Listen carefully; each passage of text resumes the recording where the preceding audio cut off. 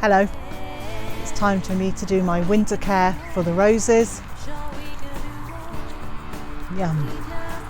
I'm Zorab and this is Byther Farm. I've got lots of roses planted right across our homestead because not only do I love the flowers, but they're also a really useful crop.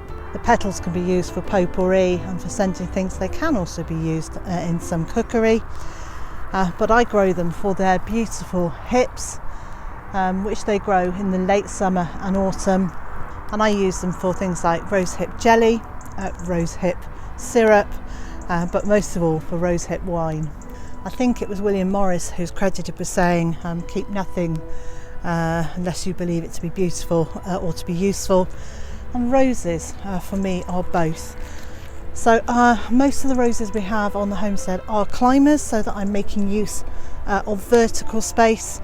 And this lovely red rose, which is going up over the arch here, I took from a cutting from a rose in our last house. And if you're not sure how to take cuttings from roses, I've made a couple of videos, one about taking them from a bouquet and one from plants, and I'll leave links to those in the information description box below. This rose has grown from a cutting that I took from a bouquet. It has very long straight stems before the flowers come, and they're still, even in mid-November, trying to produce flowers. This is a lovely one. The hips on this aren't brilliant, but it does have a lot of sentimental value, and the cerise red colour flowers are so lovely. It's unscented, unfortunately. If I want scented roses, I need to go over to the other side of the garden. Each side of this archway I've got some highly perfumed roses. On this side is the very lovely Gertrude Jekyll, which is from David Austin Roses, and on this side is New Dawn, which I gather is the world's favourite climbing rose. It's very pale pink, very delicate and very lightly scented. But I love both of them, and I'm really looking forward to them going up and over this archway and completely covering it. Here in the food forest I've planted wild roses. These are very, very thorny friends indeed, and these are a pale pink rose, a single one, so it's just got one layer of petals on it. It produces small but prolific number of rose hips, and for that it earns its place in the garden. And over here in the hedge of the boundary of our homestead is a dog rose, and this particular one has pink flowers, a single form again. I have got white ones as well, and they produce the most fabulous rose hips. I can see some through here. They're huge. They're about half the size of a golf ball. They're round, like a squashed, slightly flattened globe, and because of the size of them and the ease of picking them, these are the ones that I prefer to use in my cooking. The hips produce masses of seed, so not only can you grow these from cuttings, but you can grow them from seed as well. Winter rose care is actually very simple. You'll need some sturdy gloves and some secateurs. And what you want to do is take off any dead heads that you aren't going to let grow into hips, and you want to take those back to not just snip the top off, but you want to take them back to a set of leaves. However, and I'm going to set that to one side. However, I want to look at the overall shape of this bush, and I'm going to take it back to about a third of the height that I would like it to be eventually. Well, I'm 5'6", 5'7". The information that came with this plant said it was going to grow to about 4 feet. Well, obviously it's quite happy up there at 6 feet.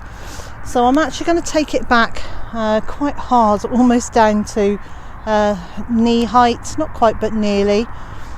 And each cut I make, I'm going to have an outward facing bud, so that when that grows, it grows away from the centre of the plant, so that the centre doesn't get all congested, because we want air to flow through it. Now we garden in zone 8, somewhere between 8A and 8B, so it doesn't get really cold here. Now if you are gardening in an area that is much colder, please check first. Don't just take my word for it, but in this area we don't need to do anything particularly special to protect the roots. What we do need to do on this site is to try and prevent wind rock. We're on a very windy site. The wind comes from the west over there most of the winter, and when it doesn't, it comes whistling through from the east. And there is the potential with all this growth on the top for it to rock so much that it then loosens the plant in the ground and loosens the roots, snaps those, and then it's not going to be a happy plant. You want to take off any diseased material, and don't just drop it on the floor, actually move it away from the plant, take it away and dispose of it. So let's start at the back. I'm looking for an outward facing bird, which is not as easy to see as I thought it might be. There's one. So I'm just going to collect all the pieces there. Outward facing bird. There we go. Now this poor plant, through neglect during the summer, did get somewhat covered in bindweed, the small bindweed. So it's a very pretty flower, but it really does play havoc in our garden. And so I know this looks drastic, but it's not. So you can do this between now and the end of March, and I'm taking that one off really quite a long way down, but I don't want all this heavy top growth. I want it to form a sort of bowl shaped. I'm quite happy. It's got a big space to grow in, so I'm happy for it to grow quite wide. And the other thing I'm going to look and see if there's any stems that are crossing over and rubbing, because that will just cause damage to the stems and potentially let diseases in. So anything that's crossing over I'm going to remove too. I think one of the sad things about gardening is that people are often scared of taking out too much or not enough. And I just keep on telling myself that nature actually wants to grow. So what I'm doing here is trying to protect it from the wind rock, and then I'm encouraging it just to grow in the shape that I want it to be. Now that one has still got the rose on the top of it, so I'm going to cut that. That's going to go into the house to go in a vase. I know it does look like I'm being harsh, but I'm really not. If there are any branches that are already completely dead, take those out. Any that are completely diseased, they should go.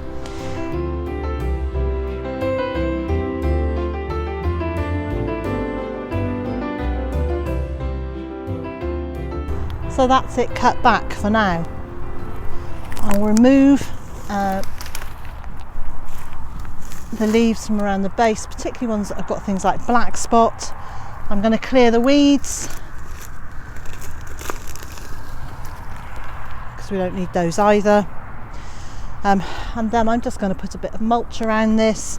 It is still quite wobbly, so I'm going to really pack the mulch down and try and firm it into the ground.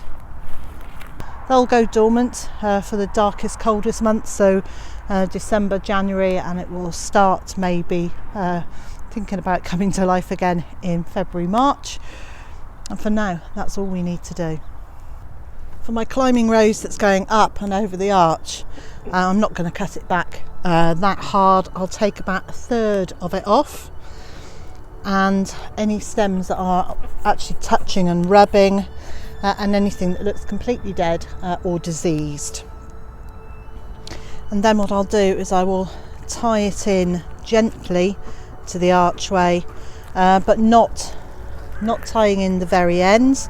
I'll tie it so that there's about 8 to 10 inches of each stem is able to move around on its own.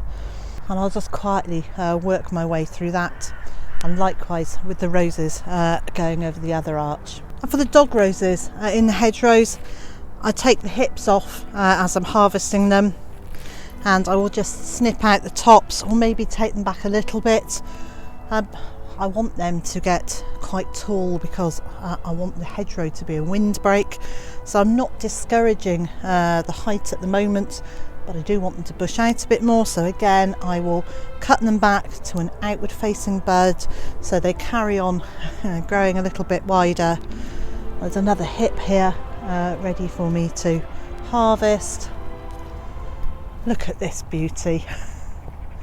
They're absolutely wonderful.